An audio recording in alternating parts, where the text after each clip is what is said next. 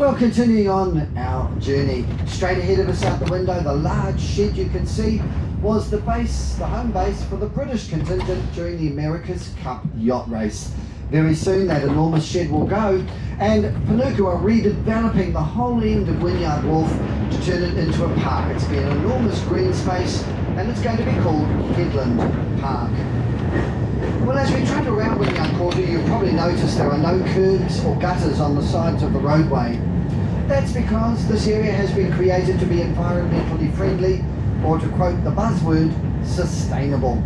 So when it rains here, the stormwater runoff goes into these rain gardens either side of the roadway. The sand and silt in the gardens filters out the rubbish, so what goes into the stormwater drain system is literally just water, and as though it's just water that goes out to sea.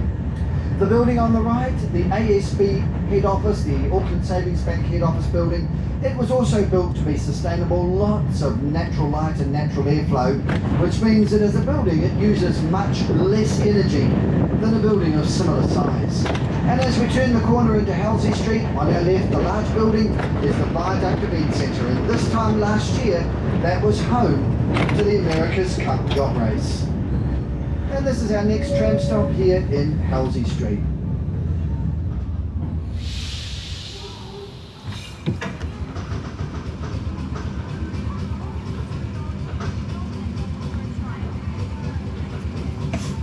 Well, the whole concept of putting a tramway into Wynyard Quarter was the work and the brainchild of Waterfront Auckland, and they began the transformation of this area from an industrial site to Auckland's newest inner city suburb. And as other cities around the world had done, they too installed a heritage tramway here. But our tramway was supposed to run across a bridge and down to Queen's Wharf, the bottom of Queen Street, and be the link to Wynyard Quarter.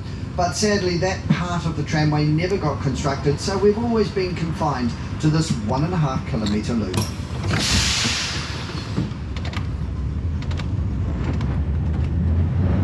So much of the tree planting and the development of this area was done by Waterfront Auckland. Now the council's development arm is Panuku, and they continue on the work started by Waterfront Auckland. And some of the things they've created are interesting little walkways, and one of them is coming up here on the right. Terramarama Way goes right through to Goldie Street. It's just there on the right hand side, and in the middle of it, it has some very interesting little rock pools. When the tide comes in, they fill up with water. When the tide goes out, they empty. Very ingenious little system they built there.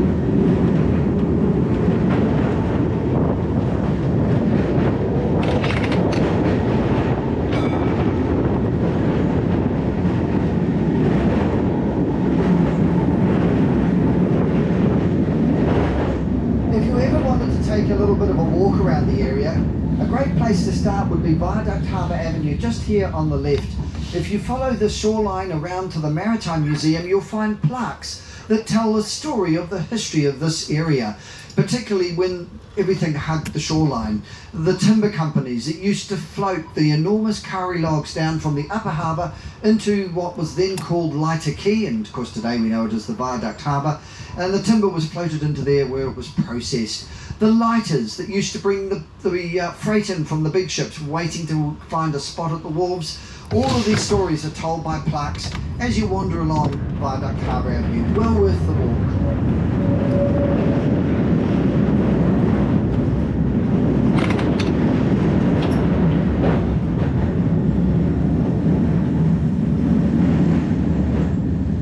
And our tram stop here in Gaunt Street, another street named after a notable in the maritime industry. Admiral Gaunt was a big figure of the Battle of Jutland during the First World War, and if you jump onto Mr. and Mrs. Google, you can find out where the Battle of Jutland fitted in to the activities of the First World War.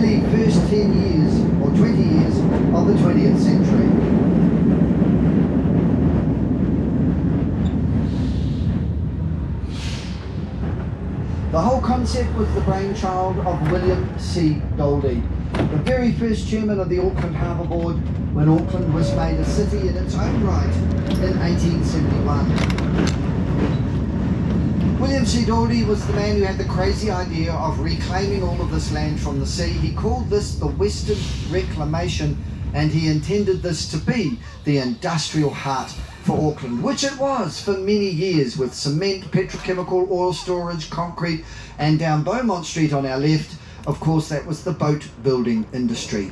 And those of you of a certain age might remember the great big double-ended steam ferries that used to ply the Waitemata Harbour. They were all built in Beaumont Street by the many, or the various different boat building companies like Chas Bailey, who had their boat yards right here in Beaumont Street. Today, the boat building industry is focused mainly on super yachts.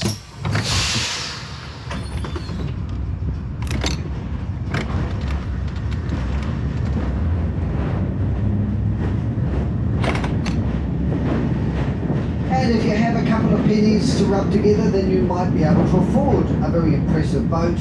And then of course you'll want somewhere to put it. And on the left you can see Orams Marine Mega Boat Park. It's literally a parking building for boats, and they store them from floor to ceiling. They've got an amazing lifting system that lifts the boat out of the water, puts it on the shelf, and when you want to go out on your boat next, they'll lift it down off the shelf and put it in the water for you. If you're wandering down that part of Beaumont Street, do have a look through the doorway. It really is quite spectacular. And on the left again, our tram shed, which is very soon to go when the next block of apartments get built around the middle of this year. So that means, of course, the tramway is going to close. The trams and the shed will go to Motat, and the tramway will cease to exist. And the next block of apartments will go up right there on the corner.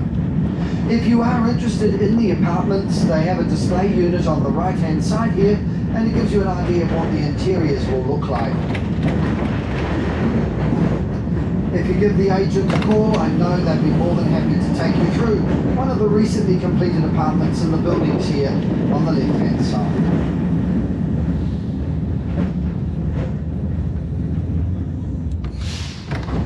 Well, if you have a look between the two big concrete silos on the left there, you can see the top of the Auckland Harbour Bridge. And you'll understand when you look at it why Aucklanders nicknamed it the coat hanger when it first opened. But it was the harbour bridge that saw huge growth and development of the North Shore of Auckland. And as I mentioned earlier, before the harbour bridge, we had a fleet of steam ferries, including car ferries, which used to serve the North Shore suburbs. From the other side of the single silo was the special landing they built for the vehicular, the car ferries, which used to serve Northcote and Birkenhead right up until when the harbour bridge opened in 1959. Well, if you're leaving us, don't forget your tram ticket's good till 4 o'clock. If you're staying with us, we'll be continuing on in just a moment.